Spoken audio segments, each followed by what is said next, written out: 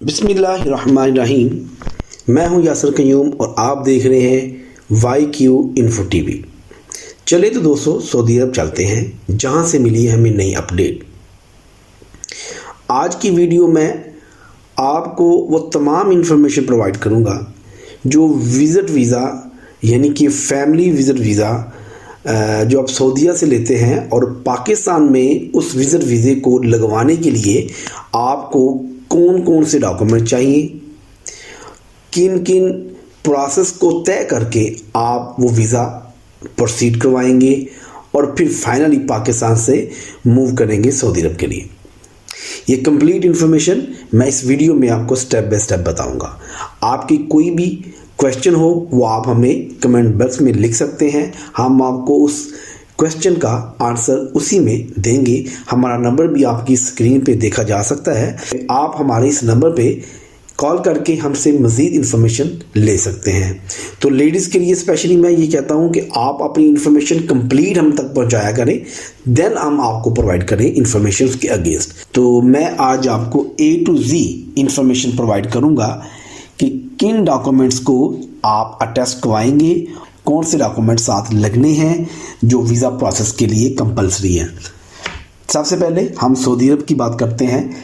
वो स्पॉन्सर जिसने बाहर से वीज़ा भेजा है वो अपनी भाई बहन ससुर सास को या अपनी वाइफ को पाकिस्तान से सऊदीया बुलवाना चाह रहा है तो वो वीज़ा वहाँ से लेगा। वीज़ा लगवाना एक्चुअली मुश्किल काम है, वीज़ा हासिल करना सऊदी अरब से वो कदरे आसान है। सऊदी अरब से जो डॉक्यूमेंट आएंगे वो मैं आपको पहले बता देता हूँ, वो आप नोट कर लीजिए। सबसे पहले स्पॉन्सर यानी कि वीज़ा भेजने वाला जो सेंडर होगा वो बंदा अपना पासपोर्ट फर्स्ट पेज और सेकंड पेज, इसके बाद वो अपना इकामा फर्स्ट पेज और सेकंड पेज, वो अपना आईडी कार्ड फर्स्ट पेज और सेकंड पेज, वो अपना अबशर के ज़रिए वीज़ा वैलिडिटी जो अबशर अकाउंट के ज़रिए उसका वीज़े की वैलिडिटी है वो उसका स्क्रीनशॉट भेजेगा। वो आपको ये यानी कि 5 डॉक्यूमेंट सऊदी अरब से आपको चाहिए जो कि बहुत कंपलसरी है। इनके बगैर आपका वीज़ा पाकिस्तान से प्रोसीड नहीं होगा। ओके जी, 5 डॉक्यूमेंट। और ये 5 डॉक्यूमेंट जो आप सऊदी अरब से मंगवा रहे हैं या सऊदी अरब से जो बंदा वीज़ा आपको भेज रहा है वो डॉक्यूमेंट आपको स्कैन PDF में भेजेगा, स्कैन कर कर PDF में भेजेगा। कोई डॉक्यूमेंट स्क्रीनशॉट लेके नहीं भेजना। हाँ, एक डॉक्यूमेंट जो रहता है वो मैंने आपको बोला है अबशर के ज़रिए वीज़ा वैलिडिटी, अगर वो आपको स्क्रीनशॉट भेजता है वो आप डॉक्यूमेंट साथ लगा लें। वो अकेला डॉक्यूमेंट स्क्रीनशॉट का होगा, अदरवाइज़ उसका भी PDF मिल जाता है। कुछ लोग टेक्निकल होते हैं वो PDF बना लेते हैं, अदरवाइज़ वो स्क्रीनशॉट भेज देते हैं आपको। ठीक है, अब हमारे पास 5 डॉक्यूमेंट है। इन 5 डॉक्यूमेंट को A4 साइज पेपर जो है, A4 साइज पेपर, उसके ऊपर एक पेपर पे एक प्रिंट होगा। एग्जाम्पल, शनाख्ती कार्ड का ऊपर और नीचे, ऊपर शनाख्ती कार्ड का ऊपर और नीचे उसकी बैक साइड होगी, एक पेपर पे एक प्रिंट हो गया। ठीक है, इसी तरह पासपोर्ट पूरा जो है ना फर्स्ट पेज, वो पूरा पासपोर्ट फर्स्ट पेज पे होगा। सेकंड पेज होता है उसका सिग्नेचर वाला भी पेज पूरा होगा, लेकिन वो भी दूसरे पेज पे A4 साइज पे। तमाम डॉक्यूमेंट A4 साइज पे एक सामने वाला फेस जो होगा वही प्रिंट होगा। ठीक है, बैक पे कोई कॉपी आपने नहीं करनी, यानी कि फ्रंट और बैक नो, ओनली फ्रंट आपने A4 साइज यूज़ करना है। ये तो हो गए 5 डॉक्यूमेंट हमारे जो सऊदी अरब से जो भाई ने भेजे होंगे वो डॉक्यूमेंट। अब इन डॉक्यूमेंट के साथ एक सेट तो हमारा सऊदी अरब वाला हो गया। पाकिस्तान से जो डॉक्यूमेंट आपको चाहिए वो मैं आपको अब उनके बारे में थोड़ी इन्फॉर्मेशन दे देता हूँ। पाकिस्तान से जो डॉक्यूमेंट चाहिए आपको, पासपोर्ट ओरिजिनल, यानी कि हम वाइफ की बात कर लेते हैं, पासपोर्ट ओरिजिनल, शनाख्ती card original, 2 pictures white background के साथ और 2 ही पिक्चर ब्लू बैकग्राउंड के साथ। ठीक है जी, इसके साथ निकाहनामा, आपने जिसे मैरिज सर्टिफिकेट कहते हैं, ये मैरिज सर्टिफिकेट आपको कंप्यूटराइज्ड होना चाहिए, आपका मैनुअल नहीं होना चाहिए। ठीक है जी, कंप्यूटराइज होना चाहिए ये निकाहनामा। और एक चीज़ जो यहाँ पर बहुत से लोग मिस कर जाते हैं और वो ये है कि ये निकाहनामा जो है ना वो वज़ारत ख़ारजा यानी कि फ़ॉरेन ऑफिस से अटेस्ट शुदा होना चाहिए। और एक यहाँ पर एक बड़ा पॉइंट है जो आज तक आपको किसी ने नहीं बताया होगा, मैं इस वीडियो में ये चीज़ बता देता हूँ क्योंकि यही जो पॉइंट है ये मिस कर जाते हैं। ये पॉइंट ये है कि आप निकाहनामा के टॉप और बॉटम के ऊपर देखें, टॉप पे निकाहनामे के जो दुल्हन है उसके क्वाइफ लिखे होते हैं और सेकंड पे दूल्हे के क्वाइफ लिखे होते हैं। दुल्हन के नाम के साथ उसका शनाख्ती कार्ड होना लाजमी है, शनाख्ती कार्ड नंबर, ओके, यानी कि दुल्हन के नाम के नीचे शनाख्ती कार्ड नंबर होना चाहिए और दूल्हे के भी शनाख्ती कार्ड नाम के साथ शनाख्ती कार्ड नंबर होना चाहिए। मोस्टली निकाह जो है, जो मौलवी हजरात या उलमा हजरात जो हमारा निकाह करते हैं वो वहाँ से हमें अपनी खिदमत तो ले लेते हैं, हम उनको उनकी अमाउंट हदिया तो दे देते हैं और बाद में होता यूँ है कि हम उन लोगों से जब निकाहनामा लेते हैं हफ्ते 7-8 दिन के बाद, तो उन लोगों ने वो तमाम डॉक्यूमेंट आपको प्रोवाइड करने के बाद उसमें कोई ना कोई मिस्टेक कर जाते हैं। क्या है उसमें, निकाह नामा जो आपको दिया जाता है या निकाह सर्टिफिकेट दिया जाता है जो यूनियन काउंसिल से बन के आता है, उसमें ये होता है कि नाम के नीचे शनाख्ती का नंबर नहीं लिखा जाता। मोस्टली दुल्हन के जो क्वाइफ हैं, दुल्हन के क्वाइफ के साथ जो है शनाख्ती का नंबर नहीं लिखा जाता और बाद में ये निकाहनामा वजारत खारजा टेस्ट नहीं करता और वहाँ पर एजेंट हज़रात इस तरह के लोगों का इंतज़ार कर रहे होते हैं कि जिनके निकाहनामे पे शनाख्ती का नंबर नहीं लिखा होता, तो वो हैंडसम अमाउंट आपसे लेते हैं उस निकाहनामे को अटेस्ट करवाने के लिए। वो अटेस्ट हो जाता है लेकिन अगर देखा जाए तो वो मतलब उसके जो काइफ हैं पूरे नहीं हैं, वो एक पूरा डॉक्यूमेंट नहीं है। लेकिन फिर आप उस टाइम मुश्किल में होते हो, आपकी डेट हुई होती है अपॉइंटमेंट की, तो आप चाहते हो कि अपॉइंटमेंट मेरी लेट ना हो, जिसकी वजह से आपको फिर वो डॉक्यूमेंट बनवाना ही पड़ता है मजबूरन, क्योंकि डेट आपकी उस दिन लास्ट होती है, उसके बाद अपॉइंटमेंट मिलनी ही नहीं है। इस वजह से आप कहते हैं आप आए हैं तो 10-15 हज़ार रुपया पे कर लें और ये जान छूट जाए। आप हमारी वीडियो देखें और देखने के बाद इस काबिल हो जाएंगे कि आपका टाइम का भी ज़्या नहीं होगा, आपकी रकम भी सेव रहेगी और जो मोस्ट इम्पॉर्टेंट चीज़ है कि आपका काम जो है वो टाइम पे हो जाएगा। आप नेक्स्ट बच्चों की भी बात करेंगे, लेकिन अभी वाइफ और हस्बैंड की बात हो रही है। निकाहनामा टेस्ट होने के बाद आपके पास अब तमाम डॉक्यूमेंट आ गए हैं, ओरिजिनल आ गए हैं और सऊदी अरब से कॉपी आ गई है। अब इन तमाम डॉक्यूमेंट को कंपाइल करें, इकट्ठा करने के बाद इसके 2 सेट बनाएं, उनकी फ़ोटो कापीज़ करवाएं, ठीक है। फ़ोटो कापी का एक सेट बनाई, फ़ोटो कापी सेट बनाने के बाद आपके पास 2 सेट हो जाएंगे, एक फ़ोटो कापी सेट हो जाएगा, एक ओरिजिनल हो जाएगा। जो ओरिजिनल है उसको आप एक फाइल में लगा लें और दूसरी को दूसरी फाइल में लगाएं। ये दोनों सेट लेके आपने अब अपॉइंटमेंट वाला मामला करना है। अपॉइंटमेंट आपको मिल जाती है तो वेल एंड गुड।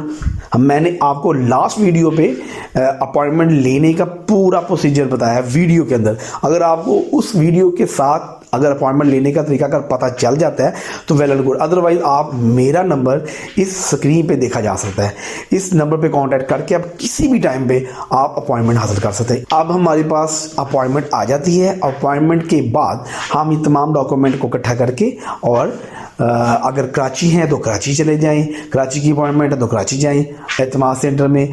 अगर आपके पास लाहौर की अपॉइंटमेंट है तो आप लाहौर जाएंगे। अगर आपके पास इस्लामाबाद की है, पेशावर की है, कोयटा की है, ये इन इलाकों में एतमाद सेंटर के ऑफिस हैं। ओके जी, आप अभी इस्लामाबाद जाते हैं, लाहौर जाते हैं, तो आप अगर लाहौर जाते हैं तो लाहौर में ये ठोकर नियाज़ बेग मुल्तान रोड एतमाद सेंटर का ऑफिस है, यूनिफॉर्म फैक्ट्री के बिल्कुल साथ या उसके अंदर ये ऑफिस है। आप वहाँ पर जाते हैं, अपॉइंटमेंट दिखा के आप एंटर हो जाते हैं। एंटर होने के बाद आपके पास ये तमाम डॉक्यूमेंट जो हैं वो रिसेप्शन वाले देखेंगे और रिसेप्शन वाला देखने के बाद अपॉइंटमेंट चेक करेगा। वो जो टाइम होगा उस टाइम फ्रेमवर्क के अंदर आपने एंटर होना है। अगर एग्जांपल आपके पास 1 बजे का टाइम है अपॉइंटमेंट में लिखा हुआ, तो आप आधा घंटा अपॉइंटमेंट से पहले एंटर हो जाए। और अगर आपके पास अपॉइंटमेंट नहीं है तो भी आपको लॉन्च सर्विस प्रोवाइड की जाएगी और उसमें एक्स्ट्रा पैसे पे करने के बाद आपको सर्विस दे दी जाएगी, ठीक है, अगर आपको एंटर होने दिया जाता है। अच्छा, अब हमारे पास जो अपॉइंटमेंट वाले हैं उनकी बात मैं कर रहा हूँ। अपॉइंटमेंट जब आपकी हो जाती है देन आपके डॉक्यूमेंट को देखा जाता है, उनको वेरीफाई किया जाता है। जो अपॉइंटमेंट है उसके ऊपर फीस लिखी होती है, वो फ़ीस आपने पे करनी है। वो फ़ीस पे करने के बाद एक आपको उसकी रिसिप्ट मिलेगी, इलेक्ट्रॉनिक रिसिप्ट मिलेगी। फिर आपका डेटा एंट्री होने के लिए आपको एक काउंटर की तरफ भेज दिया जाता है कि आप फलां काउंटर या 7 नंबर काउंटर पे जाके अपना डेटा जो है वो एंटर करवा लें। आपने डेटा एंटर करवाना है, आपने उस टाइम कुछ नहीं करना, आपने बस पासपोर्ट उसको उनको देना है। वो पासपोर्ट को दे के आपका इलेक्ट्रॉनिक ई नंबर निकालेंगे। वो इलेक्ट्रॉनिक ई नंबर निकालने के बाद एक डेमो पेपर आपको देंगे। वो डेमो पेपर पे आप लिखा होगा आपका बायोडाटा, वो आपको कह देंगे आप इसको देखें, चेक करें इसमें कोई एरर तो नहीं है। अगर उसमें कोई एरर है तो आप उनको इन्फॉर्म कर दें कि भाई इसमें ये एरर है। अदरवाइज फिर वो डेटा जो है वो आपका सबमिट हो जाएगा। सबमिट होने के बाद, डेटा सबमिट होने के बाद आपसे वो फिर कोरियर सर्विस के लिए आपका घर का एड्रेस मांगेंगे।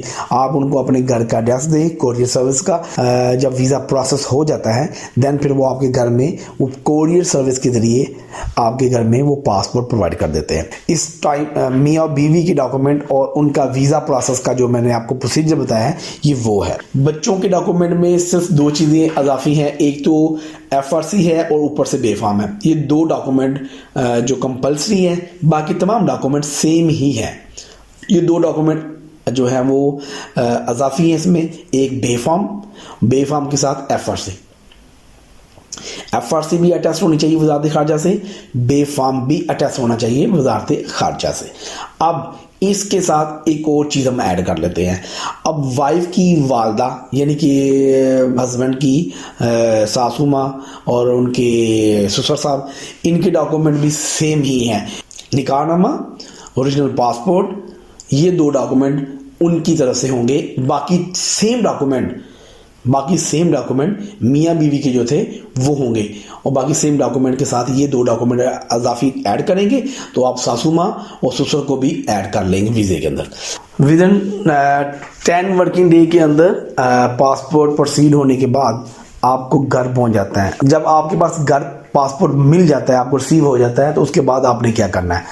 आपके पास फैमिली वीज़ा है तो आपने अब ये करना है कि उसके लिए आपने अब टिकट लेना है। टिकट आपको सिंगल टिकट मिलेगा। अगर आपके पास मल्टीपल वीज़ा है तो सिंगल टिकट है। अगर आपके पास सिंगल एंट्री है तो आपको रिटर्न टिकट मिलेगा। एग्जांपल आपके पास 2 मंथ का है या 3 मंथ का वीज़ा है तो आपको टिकट जो है वो चूज़ करना है रिटर्न। 1 वे नहीं टिकट लेना। यहाँ पर बहुत से लोग गलती कर देते हैं। अक्सर ट्रैवल एजेंट को भी इसके बारे में इंफॉर्मेशन नहीं होती और वो ट्रैवल एजेंट भी गाइड नहीं कर पाता क्योंकि उसको खुद नहीं पता। तो उसमें यूँ होता है कि आपका पैसों का ज़िया होता है और बड़ी हैंडसम अमाउंट जो है वो आपकी इसमें लॉस हो जाता है। आपके पास मल्टीपल वीज़ा है 1 ईयर का, उसके लिए आप सिंगल टिकट लेके जाओगे। और अगर आपके पास सिंगल एंट्री वाला वीज़ा है 3 मंथ का, 1 मंथ का, तो आपको रिटर्न टिकट चूज़ करना पड़ेगा। रिटर्न टिकट लगेगा और इसके साथ आपका पासपोर्ट होगा, वीज़ा जो पासपोर्ट और रिटर्न टिकट, ये 3 डॉक्यूमेंट हैं जो आपके साथ एयरपोर्ट पे देखे जाएंगे। इसके लिए कोई प्रोटेक्टर नहीं होता। बहुत से लोग आपको कंफ्यूज कर रहे हैं कि आपने प्रोटेक्टर करवाना है, इसमें प्रोटेक्टर नहीं होता क्योंकि ये विजिट वीज़े की बात हो रही है।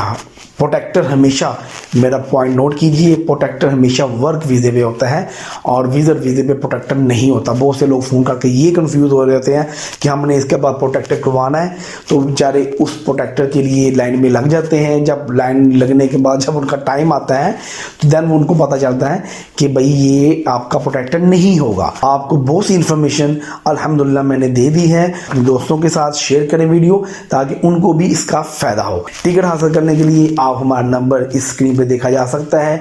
टिकट हासिल करने के लिए आप हमसे कांटेक्ट कर सकते हैं। हम आपको चीप प्राइस पे एयरलाइन का टिकट प्रोवाइड करेंगे। हमारे पास तमाम airline, national, domestic, international airline की टिकट अवेलेबल है। हम आपको वो टिकट प्रोवाइड करेंगे चीप प्राइस पे। टिकट हासिल करने के लिए हमारा नंबर आपकी स्क्रीन पे देखा जा सकता है। आप हमारे कॉन्टैक्ट नंबर पर रब्ता कर सकते हैं।